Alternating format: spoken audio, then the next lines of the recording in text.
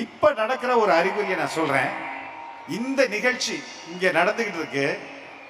இதுவும் யூடியூப்ல லைவ்ல போயிட்டு இருக்கு. இன்னொரு இடத்துல சிஎம் ஓட ஃபங்க்ஷன் நடந்துகிட்டு இருக்கு. அதுவும் லைவ்ல போயிட்டு இருக்கு. அது ரெண்டையும் கம்பேர் பண்ண போனா நம்ம நிகழ்ச்சிய கிட்டத்தட்ட 10,000 பேர் பார்க்கறாங்க. சிஎம் ஓட நிகழ்ச்சிய 85 பேர் தான் பார்க்கறாங்க. இது ஃபேக்ட்.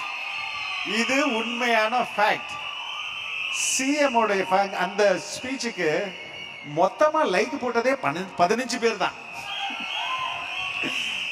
இப்ப இந்த நிகழ்ச்சியில தளபதி இல்ல, எல்லாருமே நிர்வாகிகள் தான் பங்கேற்று இருக்கோம். இதுக்கு வந்திருக்க லைக்ஸே 10,000. சோ இது எதை காட்டுது? இது வியூஸும் இந்த லைக்ஸும் எதை காட்டுதுன்னா மக்களுடைய விருப்பத்தை காட்டுது. மக்கள் விருப்பம் எதை நோக்கி இருக்குதுன்னு காட்டுது. அப்போ மக்களுடைய விருப்பம் திமுக மீது இல்ல. ஏன்னா அவர்களுக்கு நன்னா தெரிஞ்சு போச்சு அது ஒரு தீய சக்தி. 60 வருட நம்பிக்கை. Anand banians and briefs.